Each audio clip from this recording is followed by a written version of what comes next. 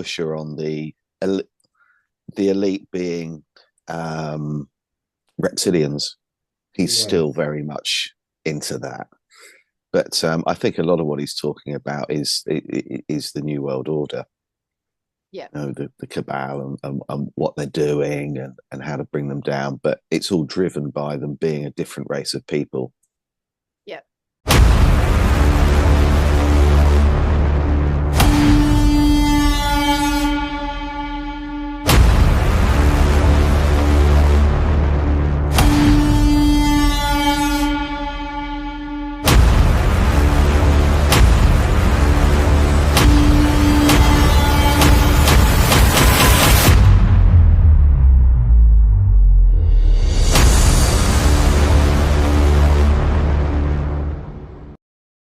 I tend to think they are. They're not us, right?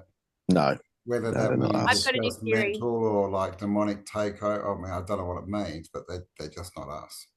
No, no, they're not. They're different to us, aren't they? Very Mm. different. I think that I low kind of sat down and vibrational. like had a conversation about how I want to go and take over the neighbor's house and give them rules to live under. It's, you know. So let me just say good morning, Tartaria Australia, and welcome to the podcast. We have just started on a conversation because Guy did an interview on David Icke's channel this week. And so we're just seeing how Guy went and what David Icke was talking about these days. So give me a quick summary, Guy.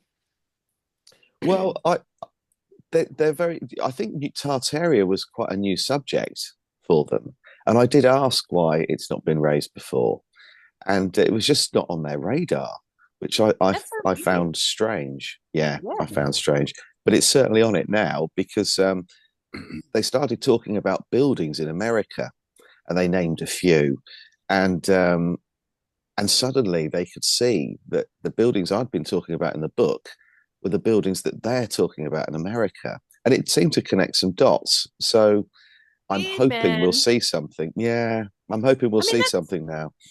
it's like 4 years of old knowledge now. I'm so I It know, surprised is. that, right? you know, Jeez, it, Dave, wa- it catch up, mate.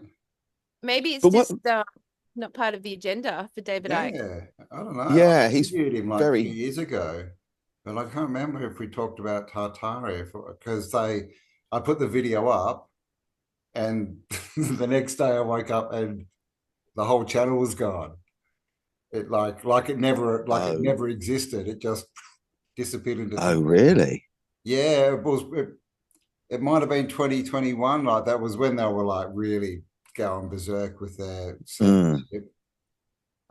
But he was great, you know. He came on my channel and we had a chat, and but yes, And the video was just taken down.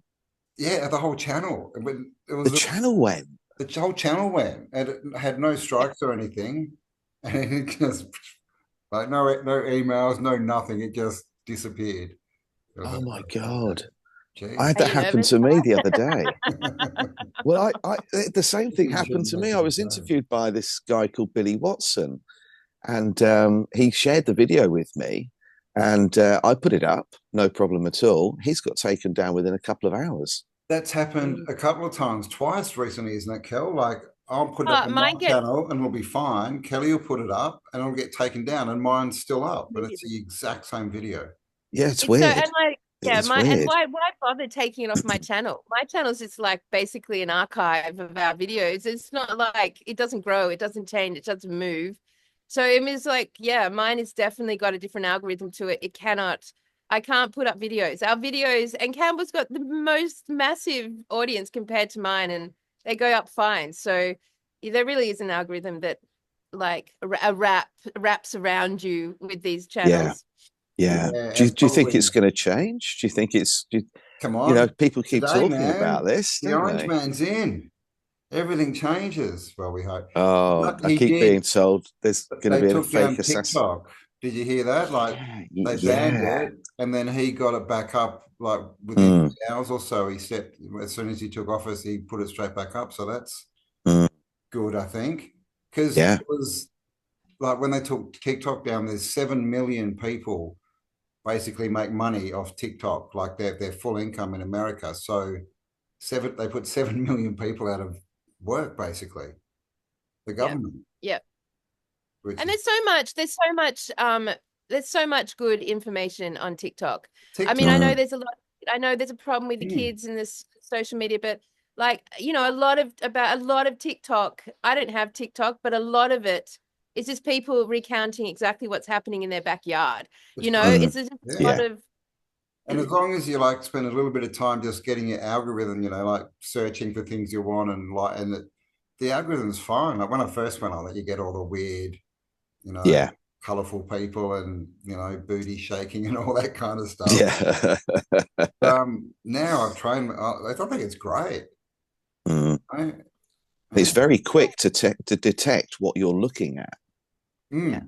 As soon as you stop and look at something and actually, give it watch the full thing, or maybe have a look at more of their videos, you're then immediately hit with more of the same, aren't you? The algorithm's fast on TikTok. It detects straight away what you're looking at. Totally, man. Yeah. Yeah. Yeah. I mean, people are worried about TikTok spying on them or it being a Chinese, spyware. Well, like, honestly, China can spy on you very much without TikTok. Like, Yeah. with TikTok is not China spying on you. Like, that's. Facebook. Yeah. Hello. Yeah, absolutely. Throw your phone away. I mean, Pete, I've been told several times that your mobile phone, if you've got a smartphone, it's taking a screenshot. Sorry, not a screenshot. It's taking a picture about every 20 seconds. Yeah. Yeah. I saw a video where they had one. What they do, I think they darked out the room or they used some special filter, and Yeah, you I could saw see that. this thing, Yeah. clicking every I 20 know. seconds. Yeah. So, hey guys, so I have some new theories I want to chuck into the mix. So, but first of all, like what a weird world we're in right now. Let's do a quick weird world update because since we spoke last, there's been like a week and a half, and God, you've got the LA fires. Yeah. Weird aspect of the LA fires, and Cam, I don't know if you saw this, was a video like a whole heap of people reporting that there was no fire. Just here's a little video for the people that swear to God LA is on fire. I just got off the 91. I'm going to the 110. It's smoky where the fires were. Like if y'all could see on the video how it looked cloudy in the background, like way up there. That's not even near us. This is Los Angeles, you guys. Well, honestly, I'm passing through Gardena on the freeway toward LA. Do y'all see fire? There are no fires in Los Angeles. So this is to the person who called me a liar when I said I see no fires. I see only blue sky. Do you see that? Where are the fires? I'm gonna take a walk now just because somebody called me a liar. And where's the wind? There's no wind. There's the beautiful sunshine, beautiful skies. You see that? And I'm in Studio City where everybody's fear-mongering, saying there are fires. Where the fuck is the fires? There's a fire station. They're relaxed. See? Nobody's rushing anywhere. So I live in a different reality, and someone who calls you a liar, they're in another reality, but they don't understand it because they haven't done the inner work. They live in the 3D reality. So where you see all the blue sky? See all that? This is the Hollywood Hills right there. Hollywood Hills, that's the valley. So you tell me, where are the fires? It's like, and then the people are making videos about there being sort of like an experiencing of this like split in the perception of reality, because some people houses are burnt and other people standing there going, what are you talking about? There's no fire. So that's a weird like, Yeah. did you I've see heard those? that, but I haven't seen any of the videos yet. But Yeah. I did have a bit of a look, but yeah, man. I mean, there's so many questions, but it also just looks like a complete replay of what we've seen before. does, Yeah. doesn't in it? Hawaii and Paradise. And Annoying. I saw something this morning, and BlackRock are already out door knocking, offering people Yeah. money for their houses. Good Just old follow the BlackRock. process. Yeah, the same process. They go in there. They've got people now showing you overlaying the smart city rail wrap right through the path of fire. You've got the insurance company months earlier blocking all the fire insurance. So that's there. Mm, Yeah. The blue thing. You've got the yeah. melted cars and houses, but all the trees are fine. Like you got all that. It is actually repetitive and annoying, and it's hard not to be fucking mad at this whole Mm, situation we're in, that we're so vulnerable that they can basically do anything with zero care, and it's mm. just so annoying. I Mm. mean, it's At, hard to at, keep it down, man. I was just going to say at the bottom of every rabbit hole, there's a black rock with a van guarding it. Yeah, Yeah. yes, I saw that. Yes. That's a good one, that isn't it? I love that. Yeah, Nice. that's funny. And Yeah. then we've got Trump coming in, and we've got all of his executive orders happening, and then we've got like the whole fog thing, and then I don't know what's the Mm, update with the orbs in the sky, and The you've got all orbs, this yeah. stuff happening in America. Orbs are still going. Yeah, they're playing that story out. But I mean, it's a hard one because there's quite a few videos out there, but there's not like, I don't think there'd even be hundreds of them, to tell you the truth. But they just get replayed and replayed and reposted yeah. and posted, and so it seems like there's a lot more going on than there is. But there's definitely still weird stuff going on in the skies. There's the fog, which they're trying to work out. I think someone got it analyzed, and what did it have? Oh, I can't even remember what it had in it. But there was an operation back in the 50s that the US Army went over San Francisco and sprayed this chemical in the fog. Mm, And apparently it's the same substance. But I mean, we're only 20 days into the year. mm. And we've just Yes. did Fucking everything, annoying. right? It's all happening, isn't it? It's like they're running out of time, so they're trying to do as much as they can in one go.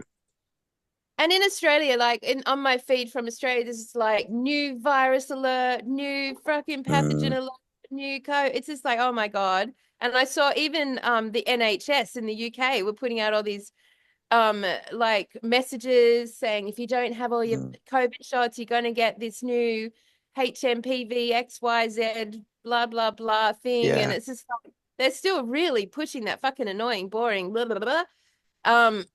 So yeah, I mean it's been a wobbly start to 2025. The doctor's surgeries over here actually have signs up now saying that to financially support your local GP, get your jabs. Oh my God. That they're actually promoting the fact that they need the money, they need They get your paid financial support. for Yeah, doing it. yeah, and that they're asking for your help by getting vaccinated. That's fucking weird.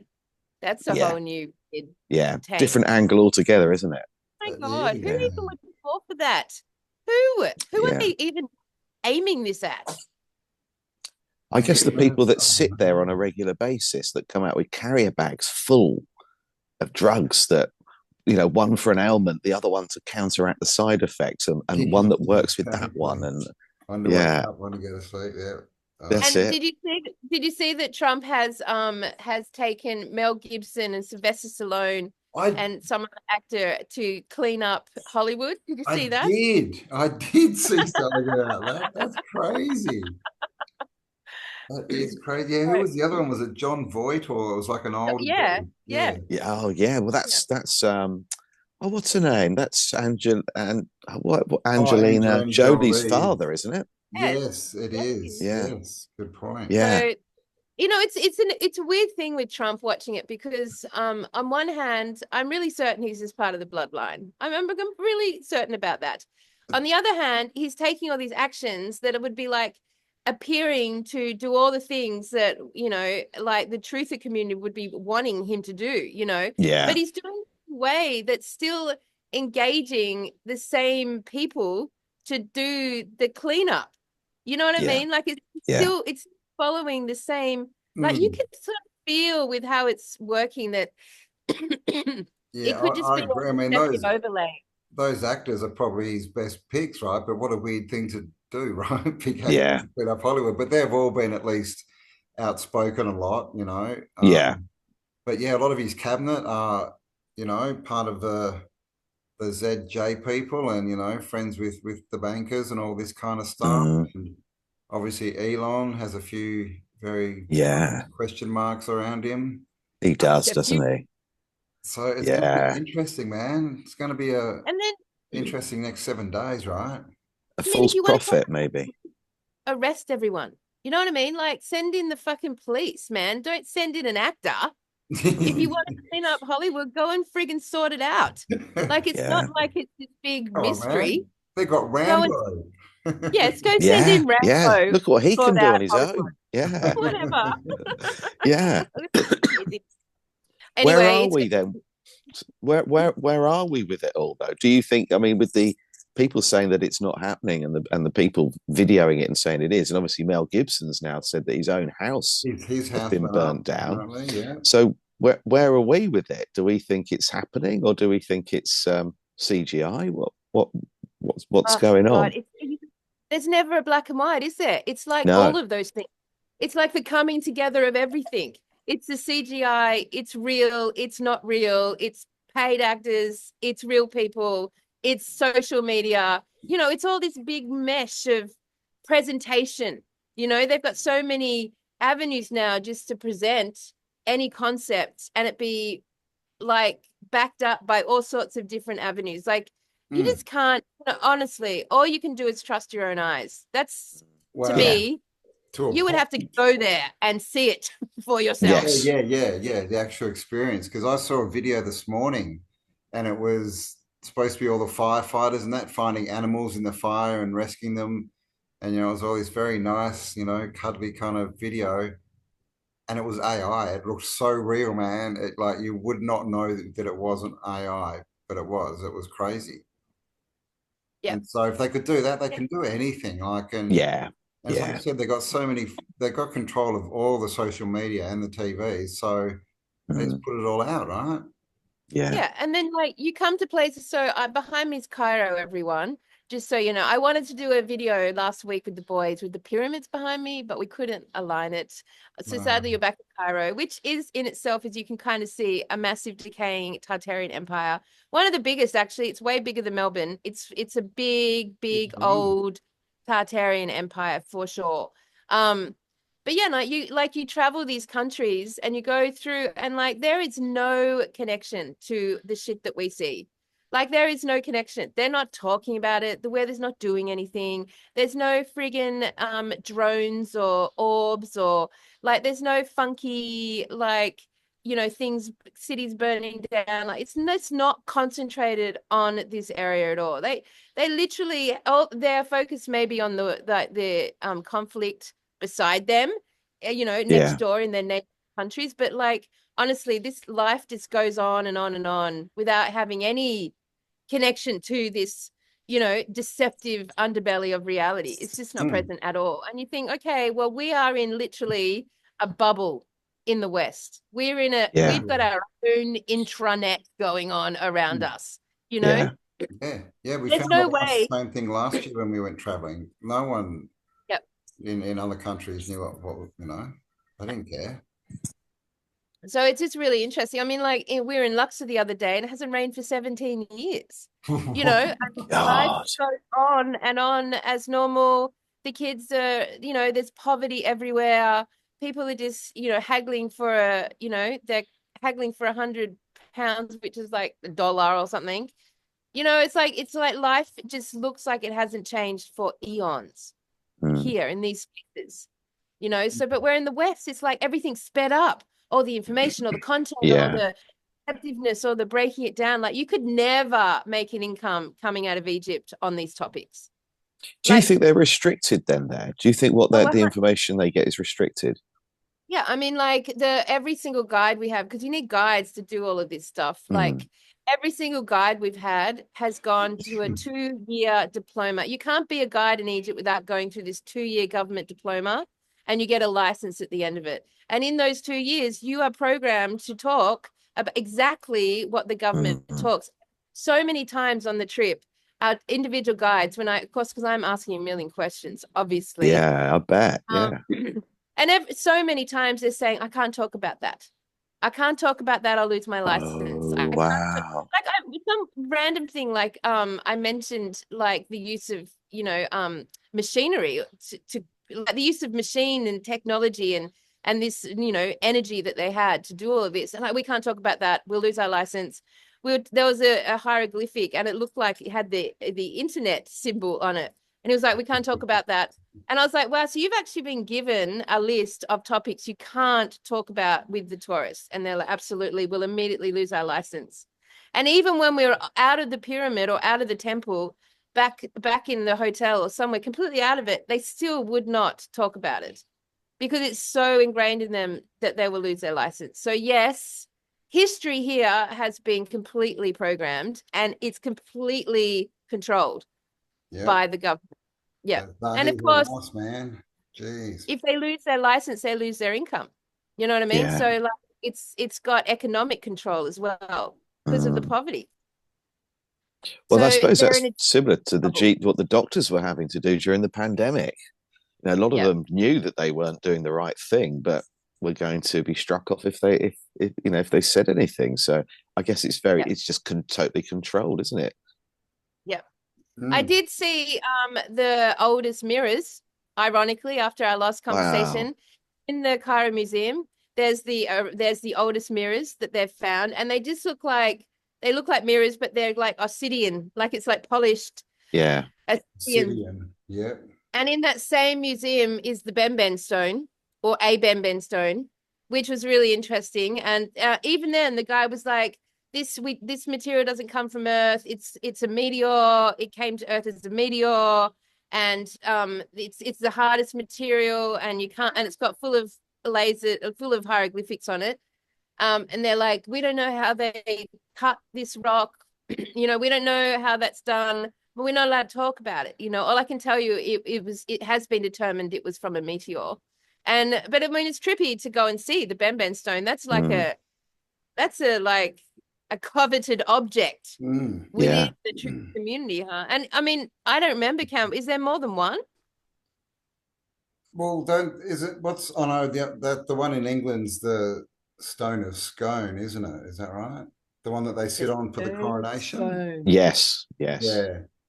So I think some people might call that the Benben stone, but yeah, I don't know. As far as I knew, there was only one. I haven't done a lot of research, but what's his name? God's Flamit. Peter Earthman mentions it a lot. Yeah. And did you see today that yesterday on Sky News they announced that the moon has become a protected endangered heritage site? They've listed the moon as a protected endangered heritage site. Oh, I can't believe that. So we can't go camping there now. They can't go camping anymore. It's protected. Oh. Yeah. And this stupid chick from Melbourne, like some university expert, was like, yeah, and well, like in 20 years' time, all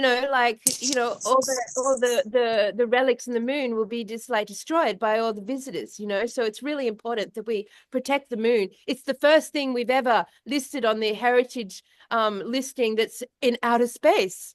And I was like, oh my God, this just sounds so retarded. I cannot believe this is what's going on. Yeah, I mean, crazy shit, right? But you can see how that would link to, say, Elon and Trump's plan. It's part of the narrative, right? It's part of the space invasion, narrative. They definitely look like they're building up to that. Everything's space and disclosure. Even what's his name? That annoying dude. Stephen Greer came out. Oh yeah. 2 days ago and said in 72 hours we're getting full disclosure. It's all going to come out. I think that's today, but I mean, I think he says that every 3 or 4 years, doesn't he? But they're definitely building up to something. Oh, and there was another story come out about these Air Force people who are saying they've seen a UFO that got retrieved, like this egg-shaped UFO. Looks very much like Mork and Mindy, I've got to tell you. It's a very similar story. But there's all these things coming out and they're getting on the news now, right? And they've had the congressional hearings just before everything showed up in the sky. It's like it's playing out like a narrative for sure. Yep.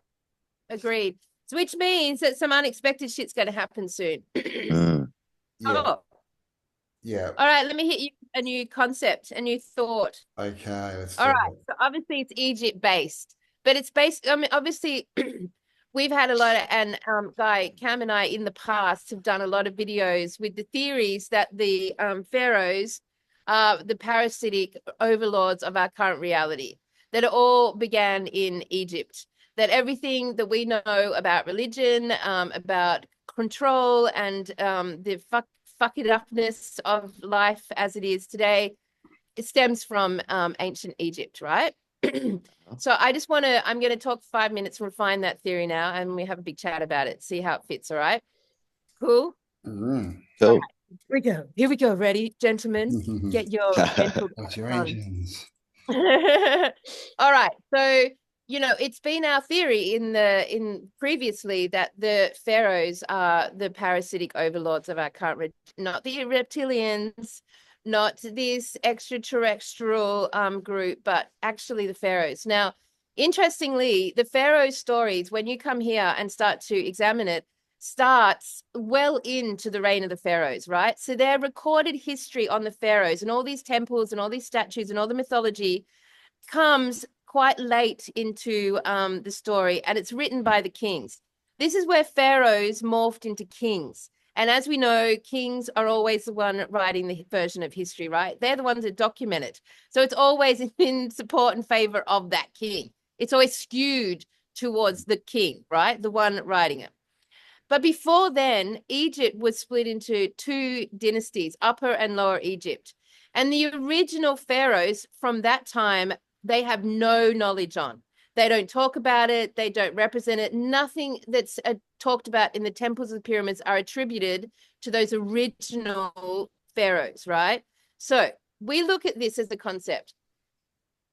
The gods, let's just call them the gods. But let's define the gods as attributing them with a race of beings, not us, coming in onto the earth at some time in our past, quite probably a long time ago. And they came down, and the story would be said by many different teachers that they were here in search of gold. They were mining the earth, right? You've heard that story before. Yeah, yeah. So being an advanced civilization, they decided to, or they went through the process of upgrading the human being to be in service to the gods, either as miners or workers or servants, to be in service to the gods, right? We've all heard this story. Yeah. In service to the gods meant that they had the genetic advancement that would enable them to manipulate or upgrade a human vehicle to take on board more advanced souls. So we're talking, that would be the Homo sapien reality, right? If you like took the Cro Magnum and the Homo sapien in and like upgraded that version of events, and we start to get this like version where they're upgrading the vehicle, the souls are trying to come in and it's not functioning and the vehicle dies, right? So if you're going to create a human body or a vehicle like this, you need to do it in a way that a soul can inhabit it. Because if a soul doesn't inhabit it, they die. The body will die. The vehicle's nothing without the soul. The soul is the life force that comes in. So a vehicle has to be created that will hold a soul, right?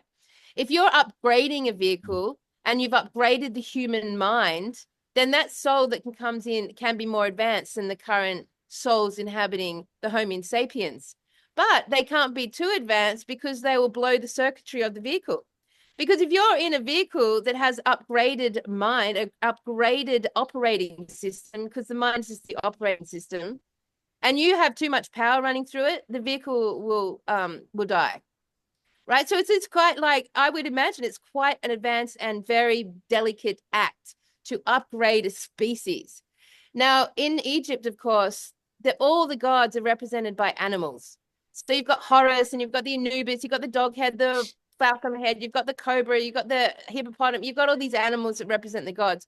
So I've always understood that upgrade moment in our incarnation happened with the coming together of lots of the DNA coding from a lot of different non-human groups, which could have been the feline groups, the bird groups, the reptilian groups. And all of that came together and formed the upgrade, which may represent why the earth is so coveted and why it's such a contentious issue out there in the broader realm, because we actually hold the combination of all these DNAs. Maybe that's an idea, right? But let's go back to Egypt. So we've got these two dynasties pre what we know as the pharaohs.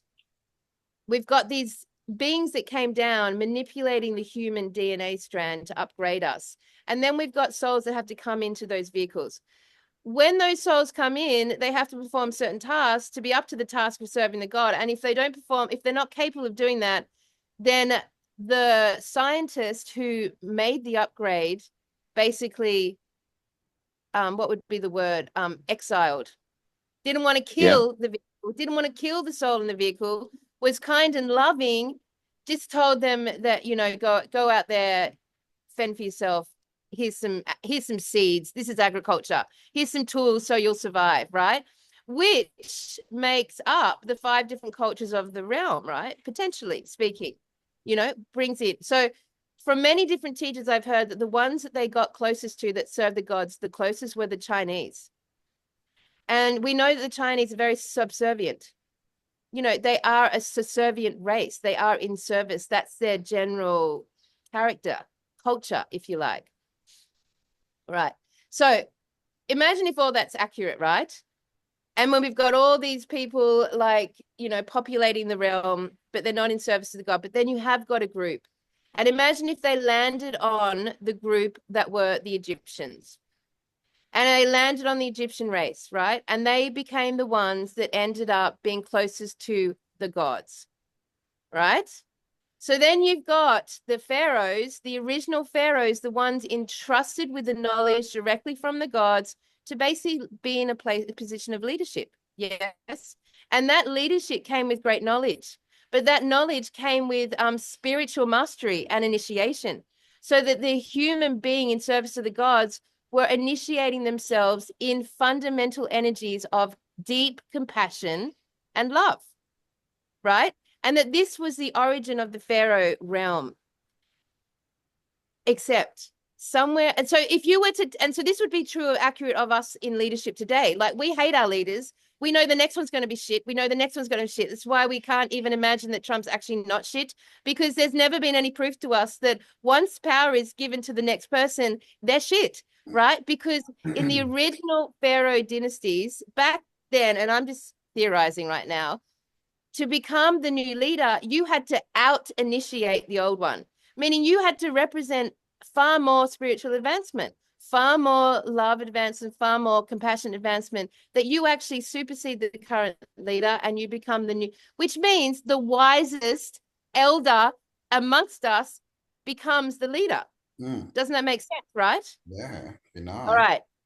Yeah. So I believe that in combination of power force, an energy that was taught from the gods to be welded in support of this spiritual advancement. And when I bring up the vehicles, because the brain of the human being, have you ever thought it's really fucking weird that the human brain is split into 2? Like, that is fucking weird, right? That is just, why is the human brain split into 2? Have you ever thought, No. because what does that do to us? It puts us, so one side's emotional, one side's intellectual, and we're always in an emotional intellectual conflict. Yeah. We're always fighting ourselves because our brain's split into 2. It's not a whole brain. We can't have a whole thought about anything because we've got 2 sides to our brain.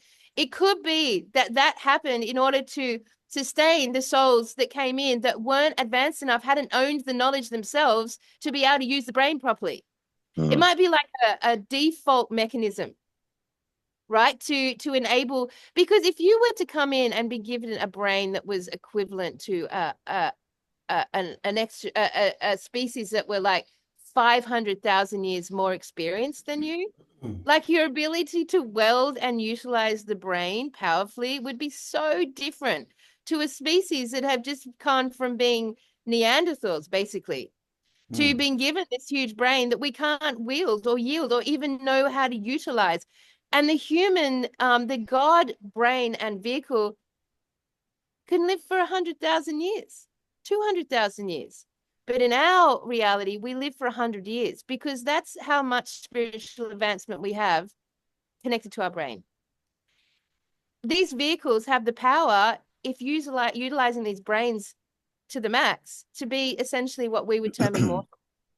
We can't do it because we can't use our brain properly, right? If reality is just creating reality using your brain, using your consciousness, we can't do it yet. We can't imagine it. We can't imagine ourselves that far forward. We cannot literally hold that thought. No one on this realm can hold the thought that you are going to live for 200,000 years. You simply are in emotional conflict on the topic. You cannot hold such big thoughts. You understand what I'm saying? If you are competing with yourself intellectually and emotionally at every single decision, you know, the ability to have a thought is really short term. Because you might emotionally connect with the idea of being immortal, but intellectually you're like, hang on a minute, how's it actually going to work? I look around me and I see people dying all the time. I'm like, so you're always in conflict. You can't hold big thoughts. Mm. It says to me that, you know, we're still a very young species advancing right now. Sorry to take us down a notch, everyone. Sorry to take us down off the like pedestal a little bit, but we're still really fucking babies. Oh, totally. Understand how the brain works. Really. Okay, so back to my theory. That's a side note. Back to my theory. So somewhere along the lines, the Pharaoh, who were close to the gods, and the gods left, right? They left. The goddess, the woman scientist who upgraded us was a woman. She was a woman, which was why we are always so fond of the goddess concept, that this archetype of the goddess exists, even though it's not represented with the pharaohs. It's a Nana, right? Is that a Nana? Or yes, but it's represented with call a Nana, isn't it? Yeah, all across the world. Athena, Ishtar, you know, Gaia, all of them. There's always one strong female goddess with a lot of love, because potentially she didn't kill us. She just like couldn't kill us once we were in the vehicle. So we hold this innate consciousness of loving the goddess. But, you know, so their gods leave, the Pharaoh's doing his thing. Maybe the next Pharaoh comes in and spiritually, you know, advances himself or herself and takes over his leadership. But somewhere along the line, the pharaohs, in their human beingness, in absence of the god's guidance, actually start to associate their leadership with a bloodline. And suddenly you get this idea of, instead of taking initiation to be the leader, you're actually trying to covet that leadership and put it onto your son, onto their son, and you actually form the original fucking bloodlines all the way back then. And then it's somewhere in the shift of how leadership should run, because that sort of leadership's advanced, right? And we've never known it on planet Earth in our lifetime. Having a leader that's there because they're the most spiritually wise, loving human beings on the realm. We've never experienced that. But my God, can you imagine the difference in what the world would fucking look like? Yeah, they talk about that in the Vedas, that all the time the politicians were the wise people, the spiritually wise people. That's right. Yeah. So, but then we get the human being comes into power, and the human being like covets the bloodline. And so when Campbell and I have spoken before about the pharaohs still running this world and being very parasitic and maybe not human, I now believe that they are human and they just coveted the bloodline. And we actually are still ruled by the bloodline. And I think it's been going forever. So once the bloodline got coveted, the powers switched from pharaoh to kings. And in that moment of that switch here in the history of Egypt, Upper and Lower Egypt became one. The king became the pharaoh.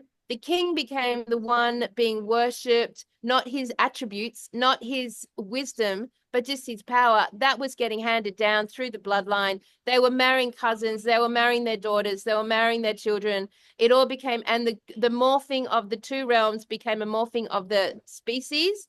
And suddenly you get this introduction of transgenderism, super strong within the Egyptian hieroglyphics. Like super strong, like the sculptures is where the pharaohs start looking really weird. And I can show you some of these. I'll find them in a when I get talking. Things to do with the hips and stuff, yeah. Yes, the hips, man. All the pharaohs, all the male pharaohs, their hips go in above the belly button, like which is the female bone structure. the gods begin to morph, and you start to get this. And there was one female represented in all of these statues, and she was dressed like a man. She had a male beard on. She had the collarbone was straight. She was in the male presentation, but the men are in the female bone structure presentation. So you've got the origin of the bloodline concept, and then of course with that power, and then the war concept, all that at the same time. And then you've got this transgender things coming together. So then, and then in that moment, you've got the introduction in Egyptian mythology of Christianity. And Christianity apparently comes in, and it sort of starts to destroy the temples. It starts to like chip away at getting the hieroglyphics off and the gods. And you've got these Christian rosy Christian signs everywhere. And then you've got the Muslim connection. But they all sort of happen at the same time with this morphing into transgenderism. So then we got Baphomet, right? The ultimate transgender representation here in Christianity, and you've got this whole culture now aimed at it, and all the celebrities who are the bloodlines potentially of these old kings who are born into being transgendered and represented as the stars and the celebrities in the world as transgendered individuals, which will come out hopefully, fuck's sake. So you've got this whole like process. So in amongst all of that, you've got the creations that involve technology, right? And on top of all of that, just to be really confusing, you get the introduction of Jehovah. So Jehovah sits in the middle of the Egyptian timeline, and Jehovah brings the biblical Bible. It brings Christianity, right? And Jehovah comes, the whole foundation of Christianity and the Bible is Jehovah. They refer to Jehovah as God. The whole foundation of the Jewish religion is Jehovah. The whole foundation of the Islamic religion is Jehovah. In essence, it's all the same moment in time. Yeah. And that being was a fucking psychopath and came in and with advanced technology and laid siege to the whole Middle East and the African realm. Killed millions and millions in the name of the God who was Jehovah, who is not God creator, but God of religion, Jehovah. So then start to look at the idea that potentially Jehovah is a time traveler from the future that's come back wielding power and is a psychopath and has basically destroyed, empowered the Jewish, the whole Moses story about how in the desert for 40 years? You know that one? They were in the fucking desert for 40 years, right? Now that desert, that little bit where they were hanging around for 40 years, that takes 2 hours to drive in a car. Like, that doesn't make sense, right? They were literally in the desert for 40 years, and then Moses came out, led his people to glory and victory. This whole issue with who owns, like, the Middle East. And it's all coveted by him being empowered by God, Jehovah, to go ahead of him and destroy these cultures and bring them to their knees so that he could go in and besiege them and take over and literally kill. And it's in the Bible. It's in the Bible, literally kill millions and millions of men, women, and child. Like Sodom and Gomorrah, and there's so many towns that got destroyed, and a lot of them are still out there, and they look melted, man. Yeah, melted. Yeah. Whole Middle East looks like a war zone, doesn't it? So according to the Bible, this was a paradise. And it had giants living in harmony with the humans, and it was a paradise. That's where we're told civilization started, right? And I always wondered, that never made sense. Why would civilization start in the middle of a desert? Yeah. That doesn't make sense at all. No. And from that moment, the Jews are empowered as the chosen people, and we've got Jehovah's people like running the world to this day. You've got the Middle East and Africa forever in conflict and forever barren because, like genocide doesn't sleep. So forever, ever barren, ever. And we've got this psychopathic God of the Bible, Jehovah, now literally running the realm. And there's a shift between, and Egypt falls apart. At this point, very close to this era, Egypt just starts to like fall apart. And the reign of Egypt and the pharaohs comes to an end. It's replaced by Jehovah and the Jews, right? The whole Christian story, takes over pretty much.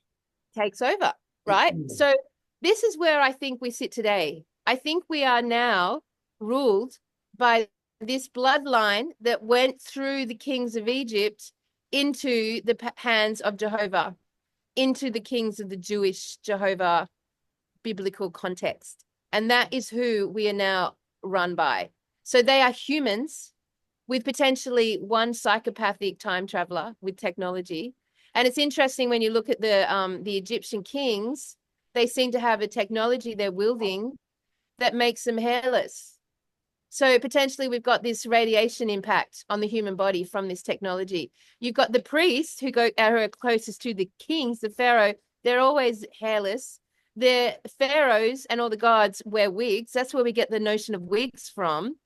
And makeup, that's where the introduction of makeup comes, right? I saw it in the Cairo Museum, the first lot of makeup attributed to Cleopatra, but like it's attributed to the pharaohs. So they're defining their face and their features, and they're wearing it to like to be more associated with maybe the human being that hasn't had radiation Well, potentially. in the story of the fallen angels, they say it was the fallen angels, who taught man makeup, or women to paint their faces or something, it says.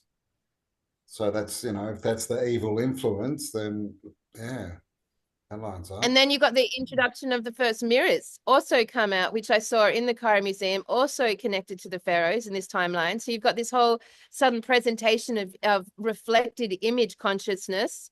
There's suddenly you're reflecting yourself, the inversion, hence our last conversation about mirrors. So that's the timeline. You can see where that fits in.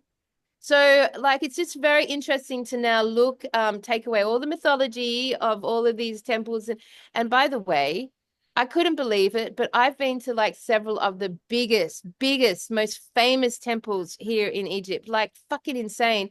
And they've been moved. Yeah. And they talk about it like nothing. Like they're like, in the 60s, we built a dam and we had to flood it. So then we had to move the temple. So we just built a new island.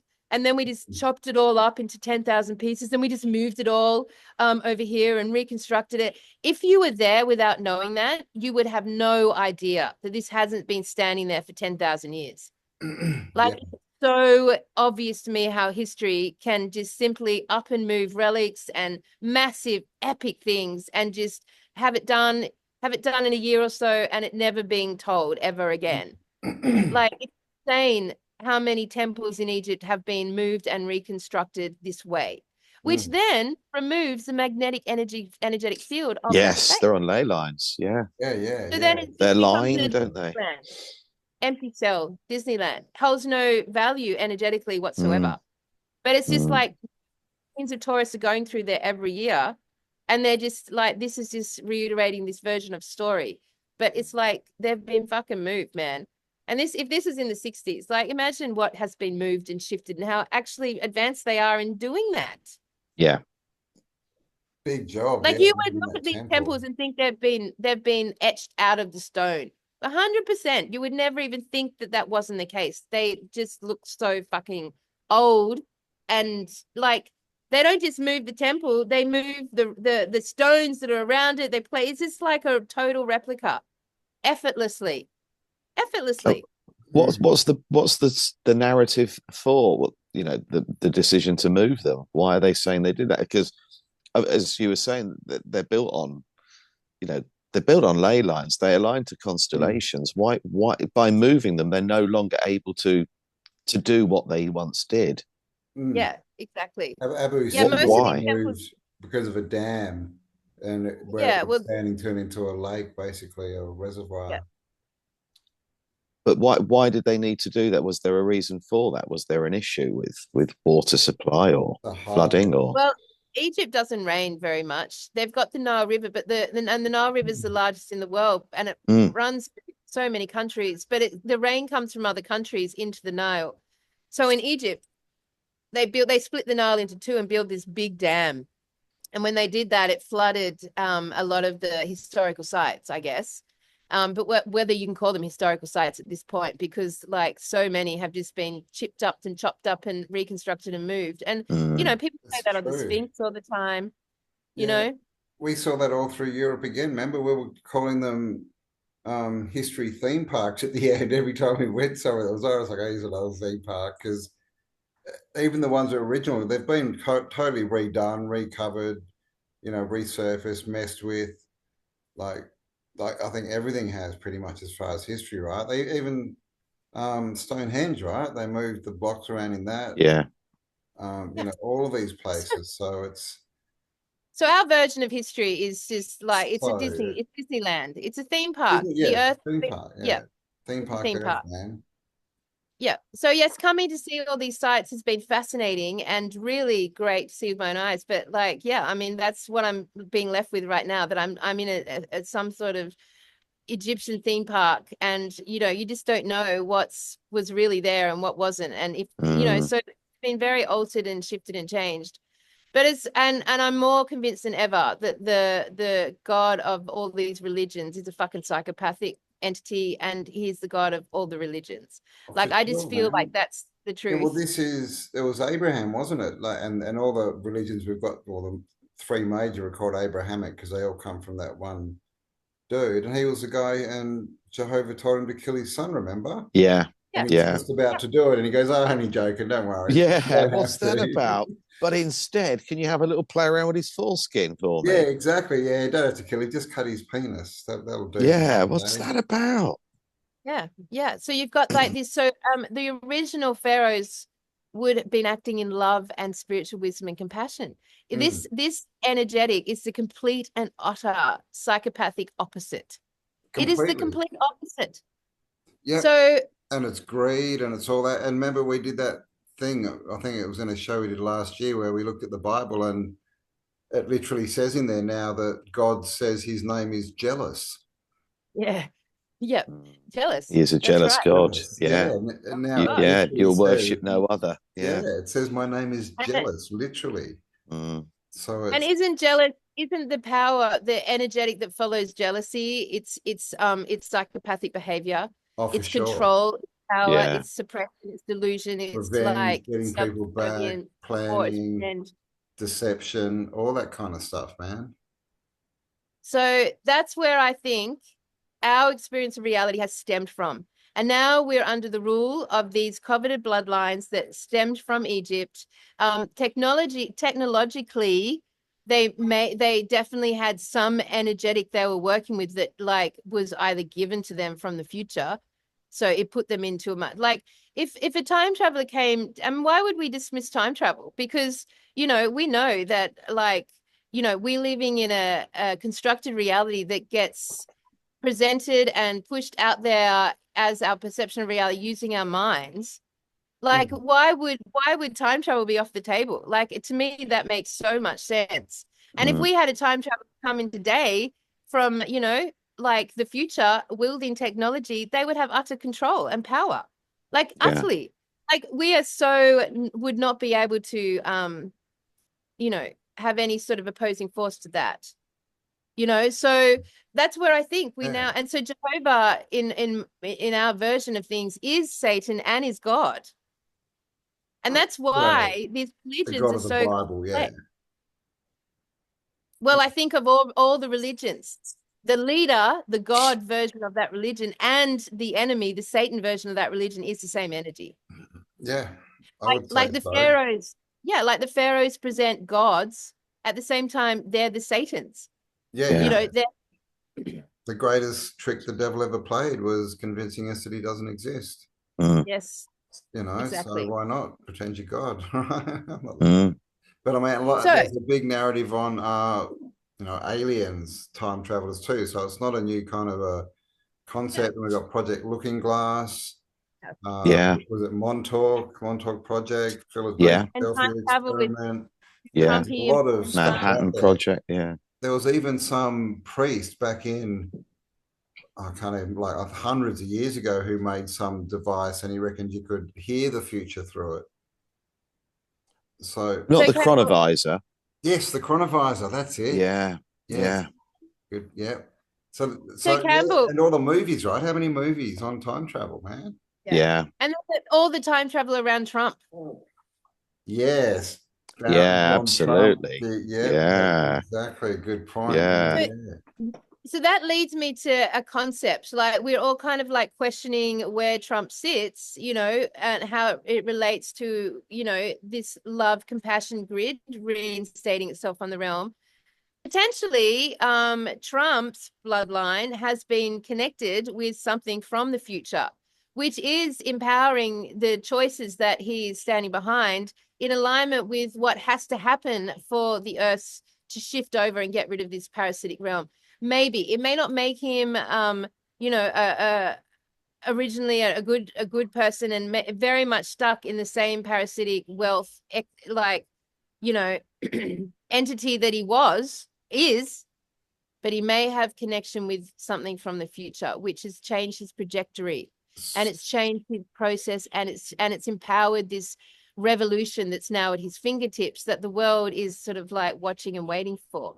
So yeah, it has nothing to do with Trump as a man, but more what Trump has intercepted with potentially from the future. yeah, So you're saying that Jehovah came back in the past as a time traveler and inserted his nefarious beliefs and bloodlines and all that kind of stuff, and now a good entity has come back and is dealing with Trump, you reckon? Well, I mean, something upgraded us, right? Some species, some group, some energy upgraded the human being. That happened. Like Yeah. we're not Neanderthals yeah, anymore, yeah, right? So we got upgraded somewhere in there. So something was working in with love, and that those original stories were empowering the leaders in love and compassion and spiritual initiation, which to me just means working out how to use the brain better. Like let's just take the lofty la-la-ness out of it. It would just spiritual advancement is simply you learning how to use your brain more than you do. That to me yeah, is true yeah, spirituality. It's not about, you know, putting up fucking statues and doing rituals around gods and goddesses or Jesus or anything like that. It's literally learning how to use your brain, yeah, you know, yeah. that to me Enlightenment. yeah, enlightenment. Yeah, And like, you know, yeah. got Which the is two. referred to knowledge, isn't it? It's reference to knowledge. To be enlightened is Always. to have more knowledge. Mm. In And one of the Freemasonry, you know, you're enlightened. The higher the higher the degree, the more light you can see. and maybe it's because you're generating more light.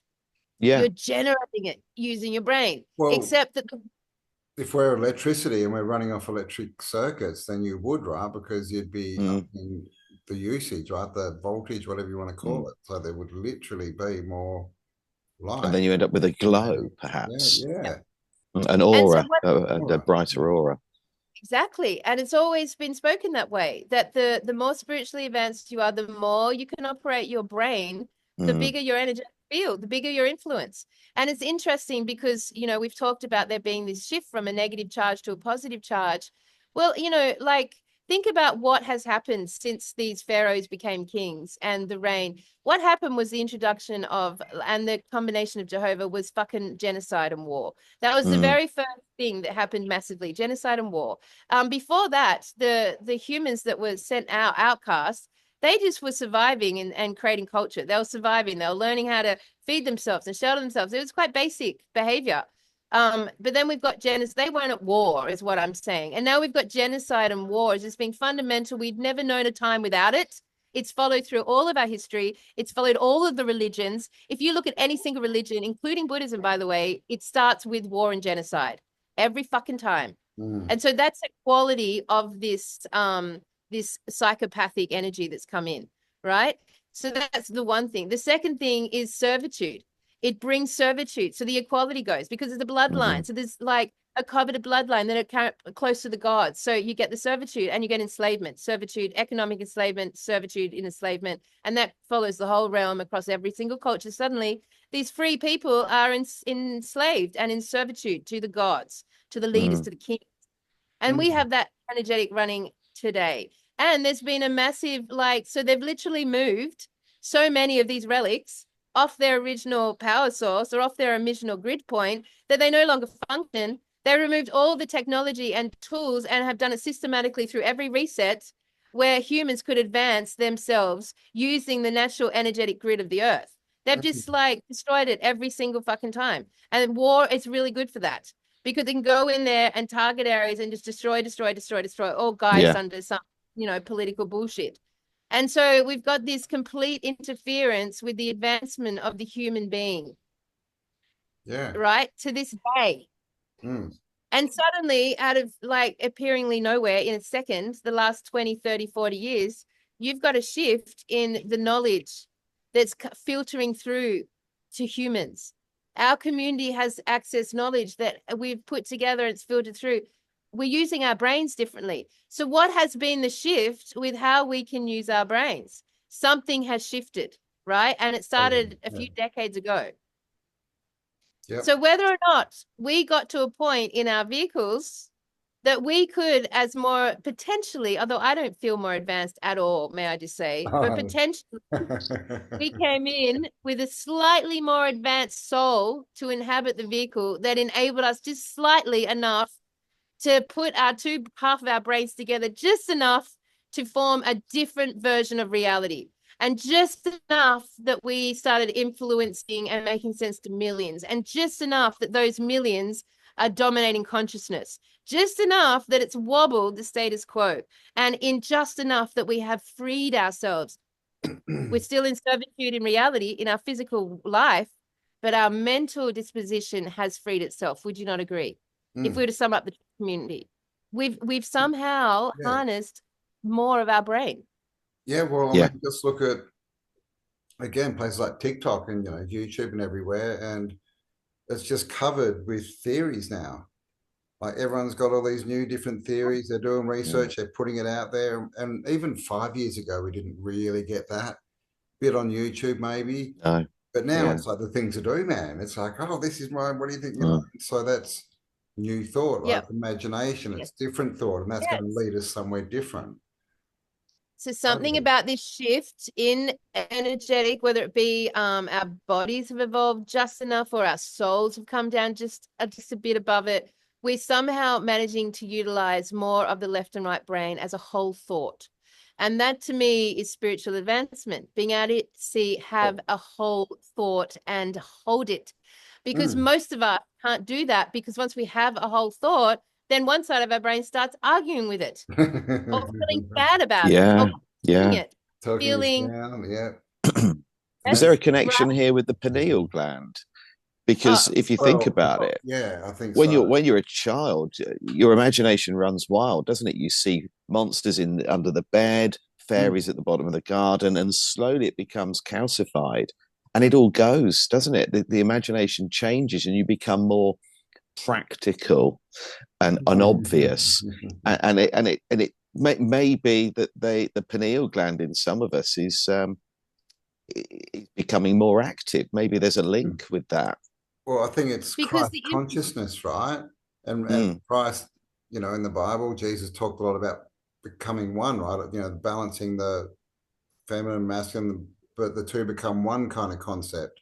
Yeah. The pineal's in the middle, so maybe the more you integrate your two sides, the more that turns on. And maybe, you know, the return of Christ that a lot of people are waiting for, the return of is just the return of Christ consciousness. Well, isn't that the fluid that it secretes? The chrism fluid, yeah. Which is up your spinal column and basically into your third eye. And there's a lot of breathing techniques you can do that help that as well.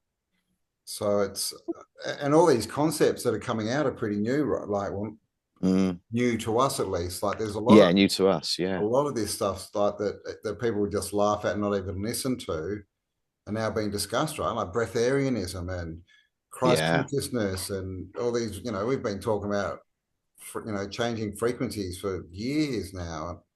All this stuff, like go and talk to, you know, the older generation about that and they'll think you're crazy.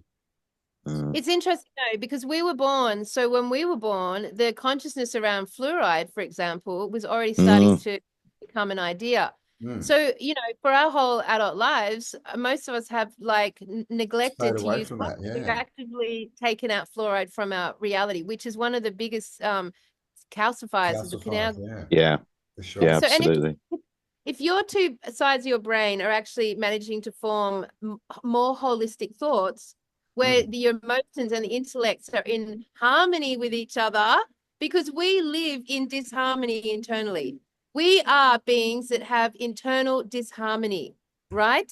That is a big part of the chatter that goes on your brain. You're always making yourself feel terrible all the time. Oh, this Sherlock Holmes, Campbell's back in Mulaney looking after Mr. Holmes. Yeah. Hello, mate. Hello. Yeah, I mean, if you're operating with a more holistic, and you're holding those holistic thoughts long enough and strong enough, what would happen? The pineal gland would actually be able to project forward a bigger vision with longer view. And if you can hold that bigger vision with longer view, you're spiritually advancing yourself. And to me, what this next couple of years, if I follow this logic, would look like is actually spiritually initiating yourself. Not making yourself subservient to a God or to a religion or to a Christ, but literally advancing your spiritual initiation. You know, and so there's so many different sorts of experiments and disciplines you could try to start working on how your brain functions. To me, that is truly initiation and truly the spiritual path. When I ate the acid and choked on the bread, and I don't know if you know this story, Guy. No. A long time anyway. Yeah, I took some acid. I ate bread. I choked on it. I was about to die. I couldn't breathe. No one was there rescuing me, and I was about to pass out.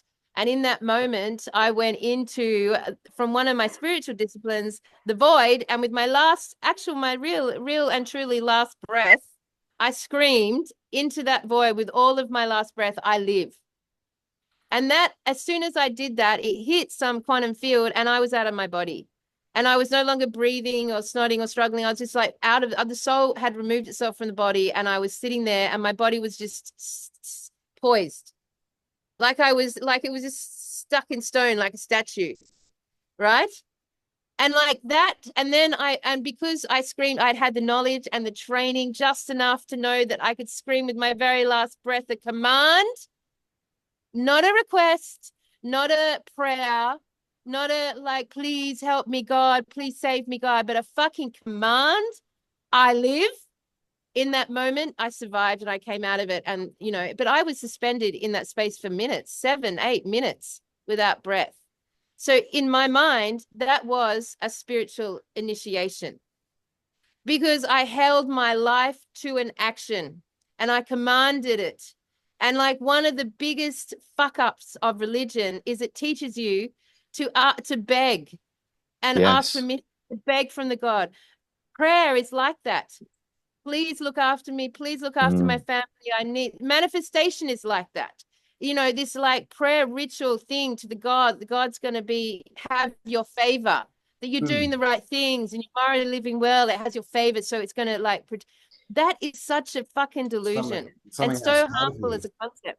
Yeah. It's very de-empowering, right? You don't have the power. It's someone very else. Yeah. Yeah, you've got to do the right thing. How can you use your brain? How can you use your brain if you're being trained to ask permission, that you're being trained in servitude? The only way to spiritually initiate yourself is to command as a God, as the God being that you are, to command, not to request, but not to whinge, not to like prove that you're being a good person, but just to fucking command it. That's spiritual initiation. So for me, yeah, go. I mean, that's what Jesus did, right? He did miracles apparently, and all these things that other people couldn't do. And he said, there's a verse in the Bibles where he says, he's asked, how do you do these things? You know, blah, blah, blah. And he says, these things and more, so shall you do. So he never said that he was different and that he was God and that we weren't. You know, he said he was the son of God, but he also called everyone the children of God, right? Yes. Yeah. So, and that God is within you. And God is within you. He literally says that. God dwells within you, for sure, man. Which means, you know, we're not saying that we're the creator God, but we've all got part of God in us, right? We're a fractal of God, or we've got it, you know. We're all part of God. So that makes us God, right? If you're alive, who's God? Yeah, so God. and this is what school is, right? Our whole childhood, while we're learning what the world is, we're being taught you need to ask someone for permission. You know, Mhm. if you want to go Authority. to the toilet and you're at school, you got to ask permission. You know, Yep. you've got to repeat back to the, gain the teacher's favor, right? Repeat back to them what they want, or they give you a big X, Yep. and then you're stupid. So Yeah. Yep. exactly, man, we're indoctrinated into that whole Yeah. thing, right? Well, that's a whole nother rabbit hole, the dunce's hat, isn't Yeah. it? And actually, what that really symbolizes, that was wizards and magicians that were wearing those hats. And yeah, that's been completely inverted. Oh, totally.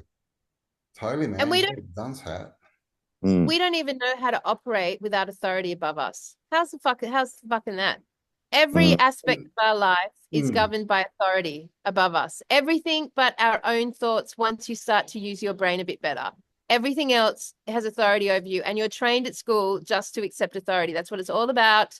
12 Yeah. years of indoctrination in Don't trust accepting yourself. authority above you. Do Yes, not Enough. command. Yeah. Don't trust Imagine if yourself, you're at trust someone school. else.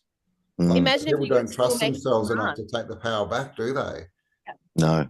Like that, you tell someone, "Oh, just don't listen to authority, or just don't, pay your taxes," or what. They don't trust themselves because they're so programmed into, but I need permission. I need permission. Mm. So, And then it's even worse because in the culture around you, in your society around you, if you start throwing out commands, you'll be belittled. You will be taken down a notch by just your family and friends. Like, people do not like the energetic of commanding things because it goes against their programming of accepting authority. And that energetic came from the kings of the Egyptian pharaohs. It was all about that, which gave birth to all the religions that do that, to all of the leadership and the royal families, to the bloodlines that command it. That is how we now live our lives, So it's like, it's just a really interesting version of our origin story is basically what I wanted to present today. yes, Coming out of this around Egypt. yeah. So who are we saying the pharaohs were then? Are we saying, because to me the They were pharaohs, humans. to me, but before, the people that actually put them there, the people that did all of this, are we saying that these are the Anunnaki, or what we would know to what we That would same refer to as story. Anunnaki? Yeah, that same story. Yep. Yeah. I would say that the one, those beings that arrived on the earth from either out of the realm or under wherever they arrived from, we don't know. No. The most consistent story that aligns with that is the Anunnaki, with Anu being the sort of commander in chief. So probably the head of the entity. And then you've got like Enlil and Enki. Yep. And the story of the Garden of Eden and the giving of the knowledge. And then Yeah. you've got these gods being potentially put into areas around the earth, maybe. And then you've got the gods being close to a group of upgraded humans who became the pharaohs. But they were never not human. And it's been really interesting because I've seen a lot of mummies now, right? I've seen a lot of mummies, and they're tiny. They're just little humans. They're not non-humans. They're not giants. They're little humans in these little sarcophaguses that end up being like babushka dolls. They put the little human sarcophagus, the sarcophagus into another sarcophagus, into another sarcophagus.